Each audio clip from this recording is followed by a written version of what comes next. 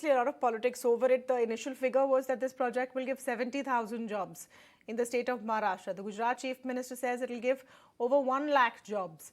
Now, the NCP leader Supriya Sule is saying it would have provided 3 lakh jobs. So we have to see what the figure actually is. Just to add some perspective to this, we spoke with Anil Agarwal, the chairman of Vedanta, yesterday after the deal, and he said that Gujarat had offered excellent terms. So what really happened and how should we look at this development? To speak more on this, I'm joined now by Amit Kapoor, chairman of the Institute of Competitiveness, senior journalist Madhavan Narayanan with us in the show, as Tejas Mehta, political commentator, also joins us on the show this evening. Thank you to all of you and welcome. Amit Kapoor, your take now on this Maharashtra versus Gujarat fight. Is it as simple as the best deal won, the best offer won? Or is there more to the story? Because the opposition in the state of Maharashtra now claims this is all some sort of a run-up to the Gujarat elections, and what was to be Maharashtra's was snatched from it and given to Gujarat. I think these are all political statements. It cannot be easily said that there was something that had to go to Maharashtra has gone to Gujarat. Whenever there is an enterprise who's actually making a conscious decision for investment, an investment of a large scale, they would always look at 3 or 4 big factors. One of them would be the microeconomic environment. And when I say microeconomic environment, it would mean as to whether they are able to create clusters within that location. And in fact, there is a huge history of creation of new industry within Gujarat. If you really look at the whole idea of, say, automotives that has actually happened. The second thing is going to be about the depth of ancillary units that can actually get created and how quickly that can actually move forward. Because this is a new industry that we are looking at. So we have to understand the state's initiative and how businesses can actually grow and the overall quality of business environment. So those are the 3 big factors that will actually have to happen. The other thing is going to be very clearly what is the effectiveness of institutions that exist within the state? How easy is it for us to really manage with the state in terms of coordination and so on and so forth. So there are many things that a state would actually look at. And if we dig deeper, it would also want to look at the basic availability of labor to basic availability of infrastructure. How close are you to the port? These 2 states, if you really look at it, are very close to the port itself. So any of these states could have won. In fact, I would rather say that it could have also been Tamil Nadu or Karnataka. And each of the states actually provide the right environment. So now why Maharashtra is, or politicians in Maharashtra today are speaking about it, and you're not hearing other contenders from Tamil Nadu or Karnataka or Telangana speak about it, is because the talks went to quite an advanced stage, Mr. Kapoor. So if you look at the history, the first MOU with Foxconn was signed by the Fadnavis government in 2015. And then there was a back and forth. This version of the deal was also being talked about as early as July 2022. You've had the Shinde government put out a press note saying that, we're close to inking the deal. So they must have done it with the understanding that they're close to it, isn't it? Look, being close to a deal does not mean that you're closing the deal. Yeah. You're making a premature announcement does not mean that you actually have that everything's going to come on your lap. There are enterprises across the world who would actually want to assess different sets of locations. Within India, they're assessing different sets of locations, and it would happen across the world. In fact, it becomes a larger debate in terms of whether investment goes to China, Korea, Indonesia, India, or whatever. It's a similar kind of a debate that we are having here. I think it is a question of how easy is it that they found to work with the government of that location, how easy they think it is going to be to really create a new level of infrastructure, seeding new clusters.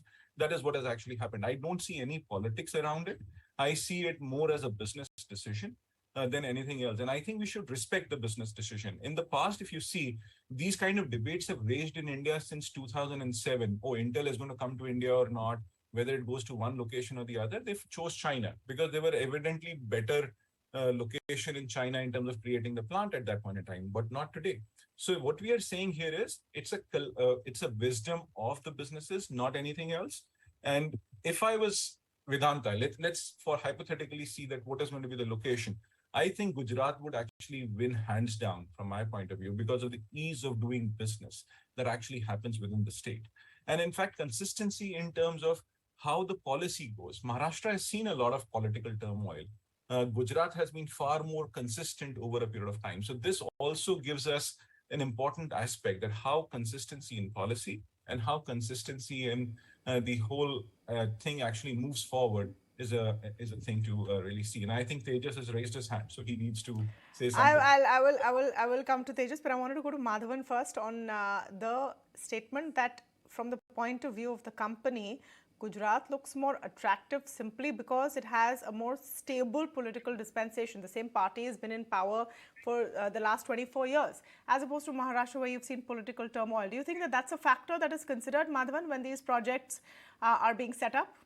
Absolutely. I think it's very important to understand. From an economic point of view, I couldn't agree with Amit Kapoor more, because there is very clearly an ease of, Mr. Modi uses a very personalized style. Look at the way, let's go back to the nano project where Bengal had a problem in Singur, and Mr. Modi moved in, and if I recollect right, within days the Tatas were in. It's a different story altogether that Nano failed as a project, but it's very symbolic of what Gujarat does to attract investment. But let me also caution on this,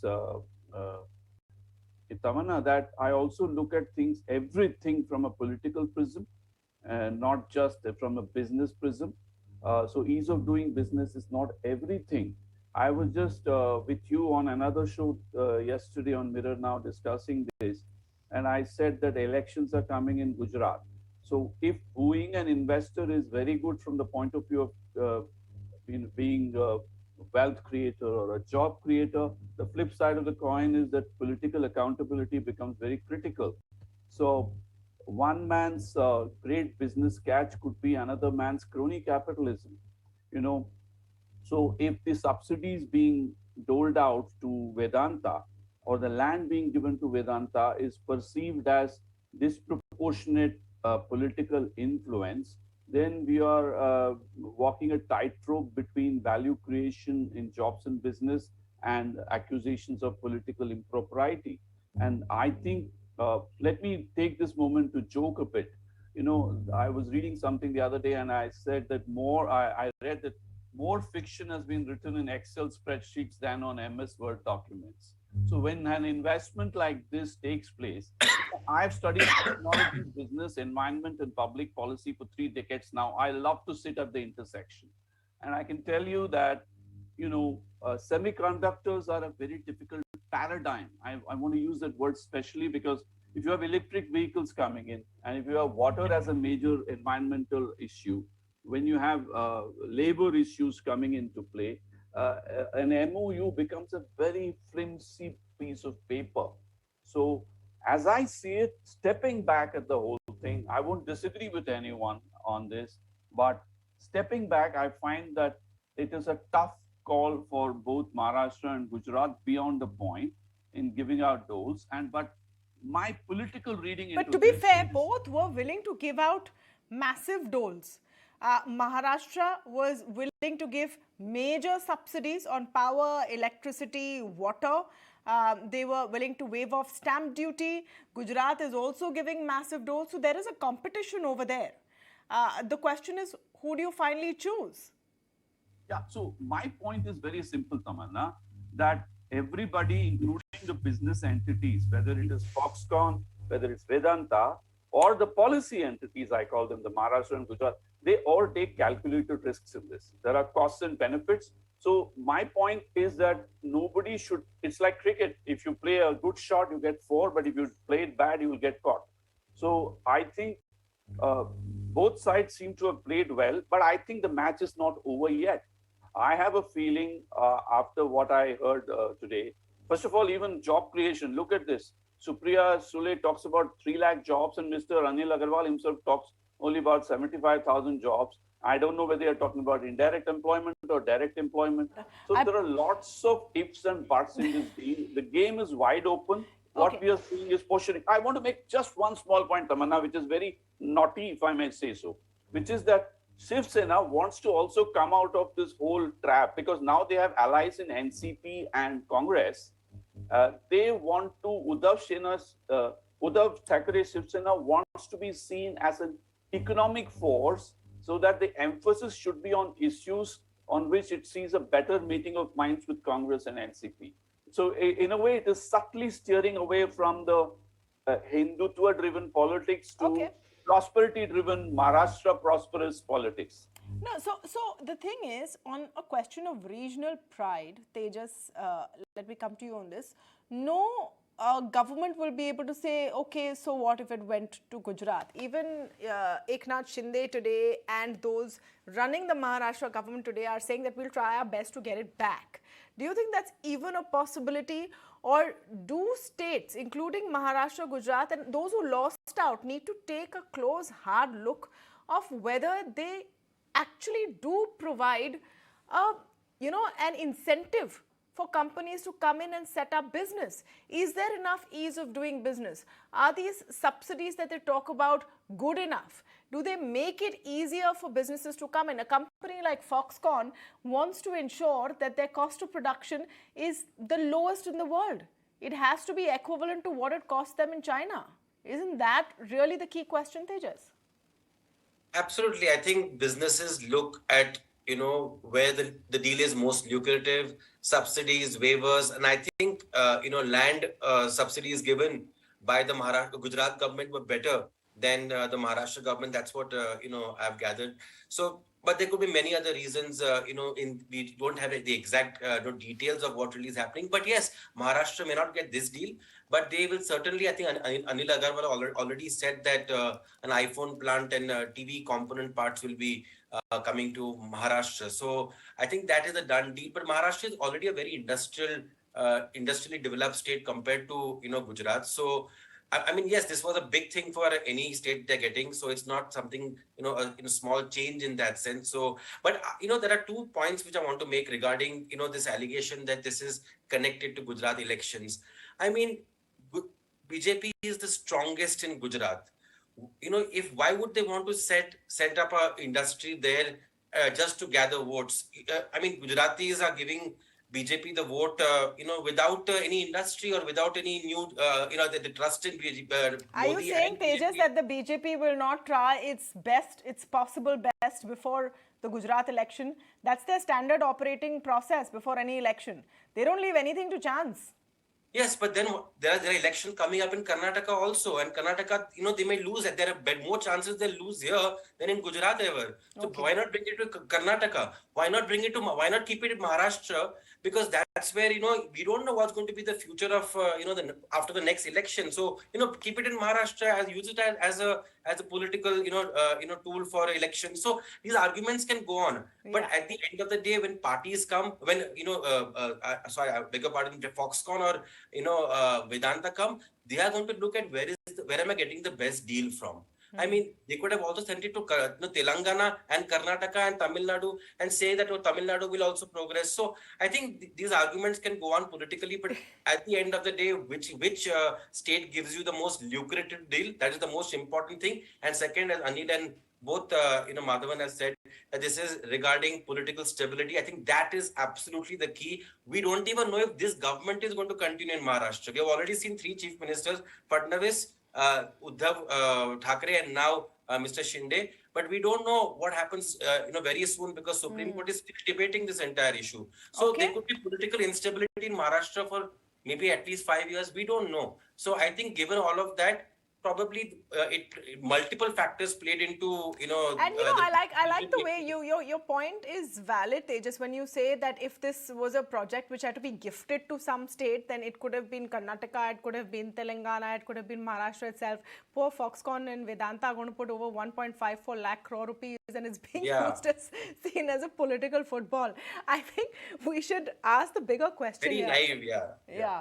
I know you want to speak, Madhavan, but let me come to Amit Kapoor on the broader question, which I think we shouldn't miss that point when we talk about the story, which is if India has truly become the attractive investment destination it aims to be or claims to be. Today, I was reading a report that the Punjab government has claimed BMW is going to make a huge investment in the state, and then BMW came and said, no, there's no such plan. We know what's happened with Tesla. They opened their office with great optimism in Bengaluru. All of the executives are now packing up one by one. There are number of multinationals who've tried to crack the Indian market, Indian politics and Indian policy, and have failed. What is the big takeaway we need to look at over here? Because this project is also working because there is a Vedanta who is spearheading it. So, like this is a very important point in terms of like how enterprises will make investments, how decisions will happen, and what will drive their success. To really say that the driver of success for any industry is going to be the demand conditions, whether we have the local demand conditions or not, whether we have enough ability for people to pay or not. So we have seen enterprises who have understood the Indian market, they've right priced their products, and they've stayed here. A great example is Hyundai, but then you have had Ford who has not been able to innovate for India, and they've actually moved out. So it is also failure of strategic imperatives from the corporate world to just say that it is a government which is failing or whatever is wrong. Having said that, India definitely is a great attractive destination for the world, and especially after COVID and after the Ukraine war, I think everybody across the world is looking at an alternate place for production, and India becomes a very, very attractive destination for that. But within India, it is always going to be what is the best location that I can actually get to. What is the best location from where I get the best set of incentives? Of course, it should not be a race to the bottom. What it means is that we have to really look at where is it that I'm able to get profitable at the quickest, because when somebody is making 150 lakh crore investment, that means he has to retrieve that money as soon as possible. He's already talking about a battle which is going to last at least 10 to 20 years for recovery of that investment. So if that is true, that means he needs the most stable environment. He needs to be very sure that his investments are protected wherever it is. And so that is where the industry is actually going to focus on. But having said that, India is attractive across different sets of industries, but you need if you have a person who understands the local reality, then the chances of success are very, very high. You have seen that across industries. You've seen it across different segments, and they have been successful, and they have actually created huge levels of profitability. Realities in what Amit Kapoor said. Local realities is very crucial, because even when you invest in states, sometimes, very often, governments change, plans change, and then things can get easier or tougher for you depending on what is happening politically. And that continuity of policy is something we should really aim for, instead of getting into this regional fight between Maharashtra and Gujarat. I'll have to end it there, but thank you to all of you for joining us on The Lead Story this evening. I want to